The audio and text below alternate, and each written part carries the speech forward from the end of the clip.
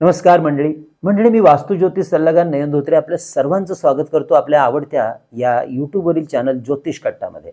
वास्तू, ज्योतिष, मंत्र, साधना, अध्यात्म, धर्म अशा विषयामध्ये असलेल्या शास्त्रोक्त माहितीची परिपूर्ण अशी माहिती या चॅनलवरती आपल्याला मिळत असते. त्यासाठी चॅनलला अवश्य सबस्क्राईब करा, सोबत दिलेलं बेलचं चिन्ह सुद्धा दाबा. आजच्या या भागामध्ये आपण माहिती करून घेणार आहोत चातुर्मासाचं महत्त्व आणि काय सांभाळायचे आहेत नियम या चातुर्मासामध्ये. मंडळी, चातुर्मास म्हणजे हिंदू धर्मशास्त्रानुसार आषाढ शुद्ध एकादशी ते कार्तिक शुद्ध एकादशी या 4 महिन्यांचा कालावधी आणि याला चातुर्मास असंही म्हटलं जातं. चातुर्मास म्हणजे 4 महिने. यामध्ये आषाढाचे 20 दिवस आणि श्रावण, भाद्रपद, अश्विन हे पुढचे 3 महिने पूर्ण, तर कार्तिक महिन्याचे पहिले 11 दिवस असे मिळून होतात 4 महिने. यावर्षीचा चातुर्मास सुरू झालेला आहे शनिवार 25 जुलैपासून म्हणजेच आषाढी एकादशीपासून आणि याची समाप्ती होणार आहे शनिवार 21 नोव्हेंबर 2026 म्हणजे भागवत एकादशी या दिवशी. आषाढ शुद्ध एकादशीला सूर्य मिथुन राशीमध्ये येतो तेव्हा चातुर्मासाची सुरुवात होते. मात्र यावेळेला सूर्य कर्क राशीमध्ये आलेला आहे. आषाढ शुद्ध एकादशीला पद्मा एकादशी किंवा देवशयनी एकादशी असंही म्हणतात. कार्तिक शुद्ध एकादशीला चातुर्मास संपतो तेव्हा सूर्य तुला राशीमध्ये आल्यावर कार्तिक शुद्ध एकादशी येते. मात्र यावेळेला सूर्य वृश्चिक राशीमध्ये असणार आहे. यावर्षी अधिक महिना असल्यामुळे सूर्याचा हा जो भ्रमण काळ आहे हा पुढच्या राशींमध्ये आलेला आहे. कार्तिक शुद्ध एकादशीस प्रबोधिनी एकादशी असंही नाव आहे. कार्तिक शुद्ध द्वादशीला चातुर्मास नसतो म्हणजे संपतो. चातुर्मासातल्या देवशयनी एकादशीला देव जगाचा पालनहार म्हणजेच आपले भगवान विष्णू हे योग निद्रेमध्ये जातात आणि प्रबोधिनी एकादशीच्या दिवशी भगवान महाविष्णू आपल्या योग निद्रेतून पुन्हा जागे होतात, अशी एक धार्मिक धारणा आहे. व या चातुर्मासात हिंदूंचे विवाह मुहूर्त नसतात. साधारणपणे नेहमीप्रमाणे शेतीतील पेरण्या ज्येष्ठ महिन्यामध्ये होतात. आषाढ येतो तेव्हा देव शयनात जातात. अश्विनामध्ये पिकांची तोडणी होते, कार्तिकात मळणी होते, अशी कृषी परंपरा आपल्याकडे आहेच. या काळातील व्रत उपासनांबद्दल सांगायचं झाल्यास या काळात हिंदू धर्मात अनेक व्रत उपासना केल्या जातात चातुर्मासात.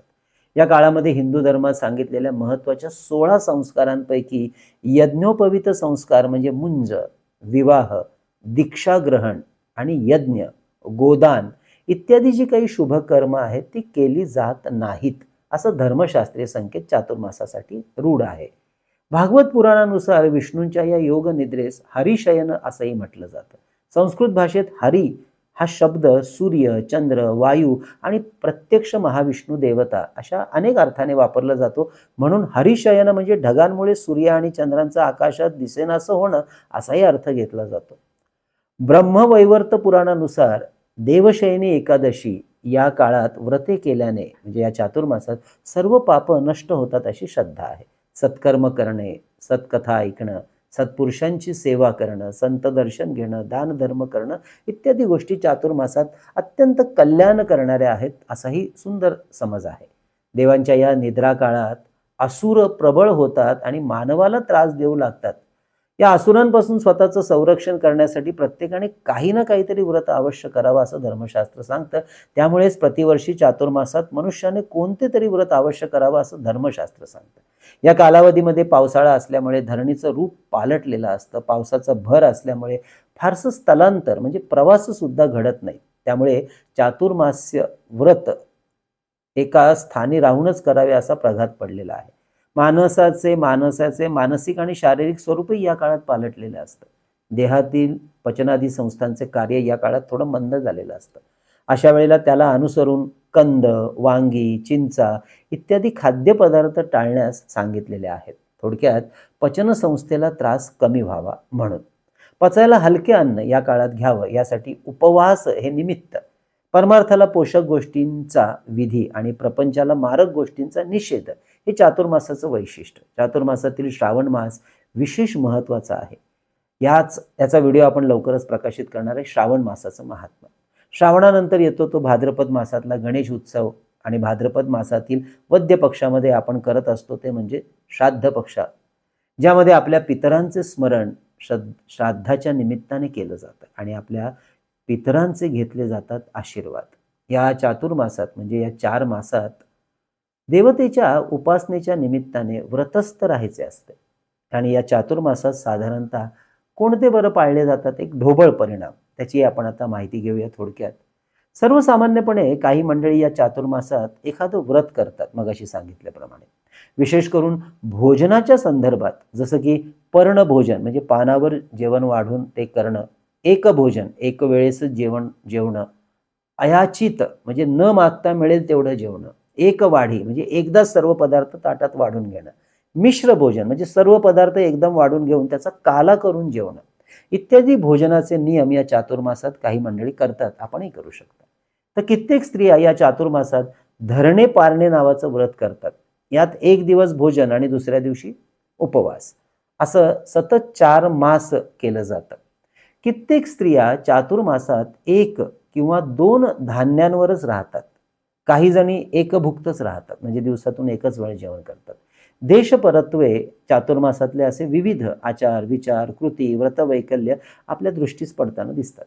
या चातुर्मासामध्ये काही गोष्टी पूर्ण वर्ज्य केल्या जातात, त्या म्हणजे चर्मपात्रातले पाणी न पिणे, इडलिंबू, वैश्वदेव न झालेले आणि विष्णूला अर्पण न केलेले अन्न म्हणजे मसूर, मांस, पांढरे पावटे, घेवडा, चवळी, लोणची, वांगी, कलिंगड, बहुबीज किंवा निर्बीज फळ, मुळा, कोहळा, बोरे, आवळे, चिंचा, कांदा आणि लसूण हे पदार्थ वर्ज्य केले जातात. तसेच मंचकावर शयन म्हणजे पलंगावर झोपणे, ऋतुकाला वाचून स्त्री गमन करणे, परान्न सेवन, विवाह किंवा अन्य तत्सम कार्य, चातुर्मासातील यतीला वपन म्हणजे प्रवास करणं वर्ज्य सांगितलेलं आहे. निदान 2 मास तरी या चातुर्मासातले एका ठिकाणी राहावं लागतं, असे धर्मसिंधूत आणि इतरही धर्मग्रंथात यतीबद्दल सांगितलेलं आहे. मग या चातुर्मासात काय बरं चालतं तेही पाहूया. या चातुर्मासामध्ये हविषान्य म्हणजेच यज्ञाच्या वेळी चालतं ते अन्न सेवन करणं किंवा करावं असं सांगितलेलं आहे. यामध्ये काय काय येतं तर तांदूळ, मूग, जव, तीळ, वाटाणे, गहू, सैंधव मीठ, गाईचं दूध, दही, तूप, फणस, आंबा, नारळ, केळी इत्यादी पदार्थ ही हविष्य जाणावीत किंवा ती आपण घेऊ शकता. म्हणजेच यांचं सेवन आपल्याला चालतं या चातुर्मासात. या चातुर्मासात शरीरशास्त्र आणि निसर्गातील बदल यांचा आपल्या पूर्वजांनी आध्यात्मिक आणि धार्मिक संबंध किती सुंदर जोडलेला आहे याचं हे सुंदर उदाहरण आहे. आपल्या प्रत्येक धार्मिक आणि आध्यात्मिक गोष्टींमध्ये आपल्याला तसं ते नेहमी दिसूनही येतं. म्हणजे आजचा विषय कसा वाटला अवश्य कळवा आणि विषय आवडला असेल तर लाईक करा, शेअर करा, आपल्या मंडळींसाठी तो निरनिराळ्या लोकांना पाठवा. सर्व 12 राशी आणि मासिक राशी भविष्य यामध्ये दैनंदिन राशी भविष्य आपण दर महिन्याला हे 12 राशींचे 12 व्हिडिओ आपल्या चॅनलमध्ये प्रकाशित करत असतो. ते सुद्धा पाहायला विसरू नका, ज्यामुळे आपल्याला त्या महिन्याचं नियोजन करायला सोपं जातं. तसेच मंडळी, आपल्या ज्योतिष कट्टाच्या वतीने आपण प्रत्येक 12 राशींचे सूक्ष्म स्वभाव दर्शन, आरोग्य, करिअर, उच्च शिक्षण, साधना, उपासना, अगदी त्या राशीमध्ये येणाऱ्या नक्षत्रांसहित कोणते करावेत, काय त्याची संपूर्ण माहिती आहे, त्यामुळे आपलं व्यक्तिमत्व काय आहे, आरोग्य कसं ठेवायचं याबद्दलची खूप सूक्ष्म माहिती मिळायला मदत मिळणारे आपण व्हिडिओ आपल्या चॅनलमध्ये प्रकाशित केलेले आहेत. 12 राशींची माहिती देणारे हे व्हिडिओ पाहायचे असतील तर त्या सर्व व्हिडिओंची लिंक याच व्हिडिओच्या खाली आम्ही देत आहोत. तर अवश्य ते व्हिडिओ पाहायला विसरू नका. म्हणजे या चातुर्मासामध्ये आपण ही जी आध्यात्मिक पुस्तकं प्रकाशित केली आहेत त्यापैकी विविध स्तोत्र आणि मंत्र यांचं संकलित केलेलं अप्रतिम पुस्तक चैतन्य लहरी हे भारतात कुठेही पाठवायचं असेल आपल्याला तर आमचा जो व्हॉट्सअप नंबर आहे 9892156163 या नंबरवर 330 रुपये फोनपे करून त्याचा स्क्रीनशॉट, तुमचा संपूर्ण पत्ता आम्हाला पिनकोड नंबरसहित व्हॉट्सअप करा. पुस्तक घरपोच पाठवलं जाईल भारतात कुठे असाल. त्याचप्रमाणे परमपूज्य टेंबेस्वामी महाराजांनी लिहिलेला अप्रतिम ग्रंथ श्री सप्तशती गुरुचरित्रसार 151 रुपये फोनपे करून आपण मागवू शकता. स्त्री, पुरुष, आबाल, वृद्ध याचं पारायण आणि वाचन करू शकतात. तसेच अष्टोत्तर शतनामावली ज्यामध्ये विविध देवदेवता आणि काही महत्त्वाचे ग्रह यांची 108 नावं संकलित केलेली आहेत. हे पुस्तक सुद्धा 151 रुपये फोनपे करून आपण मागवू शकता. हा मंडळी, चैतन्य लहरी ह्या चातुर्मासाच्या निमित्ताने आपण 5 किंवा 5 पेक्षा अधिक पुस्तकं मागवताय आपल्या मित्रपरिवारात, नातेवाईकात, छानपैकी प्रेझेंट देण्याकरता. तर ह्या प्रत्येक पुस्तकाबरोबर आपण अष्टोत्तर शतनामावली हे पुस्तकसुद्धा आमच्याकडून एक भेट म्हणून देणार आहोत या चातुर्मासाच्या निमित्ताने. तर अवश्य आपण हा आध्यात्मिक वारसा पुढे चालू राहण्याकरता अवश्य या पुस्तकांचं वितरण करू शकता. तसेच मंडळी, शुभमुहूर्तावर अभिमंत्रित आणि सिद्ध केलेली विविध प्रकारची रुद्राक्ष, विविध जपाच्या माळा, त्याचप्रमाणे विविध ग्रहांची यंत्र, विद्यार्थ्यांसाठी गणेश रुद्राक्ष, सिद्धी गणेश यंत्र, सरस्वती यंत्र, तर आपल्या ऐहिक सुखासाठी श्रीयंत्र, कुबेर यंत्र, वास्तुदोष निवारण यंत्र, अन्नपूर्णा यंत्र, सुदर्शन यंत्र, वास्तू इंद्राणी यंत्र, नवग्रह यंत्र, दक्षिणावर्ती शंख आणि हे धूप दीप पात्र याची सुद्धा आपल्याला ऑर्डर करायची असेल तर अवश्य आम्हाला व्हॉट्सअप करा, माहिती घ्या आणि नंतर आपली ऑर्डर बुक करा. तसेच आपल्यालाही आपल्या कुंडलीचं आणि आपल्या वास्तूचं सशुल्क मार्गदर्शन आमच्याकडून करून घ्यायचं असल्यास, जे आम्ही ऑनलाईन पद्धतीने करत असतो, त्या मार्गदर्शनासाठी आधी आम्हाला व्हॉट्सअप मेसेज करा. आम्ही पाठवलेली माहिती समजून घ्या, कसं केलं जातं मार्गदर्शन याबद्दलची, आणि त्यानंतर आपली ही अपॉइंटमेंट आपण ऑनलाईन पद्धतीने बुक करू शकता. हे मार्गदर्शन ऑनलाईन म्हणजे फोनवरूनच केलं जातं. फक्त मेसेज करा व्हॉट्सअपवरती, तुम्हाला सगळी माहिती पाठवली जाईल. आणि यासाठी पुन्हा नंबर सांगतो, 9892156163.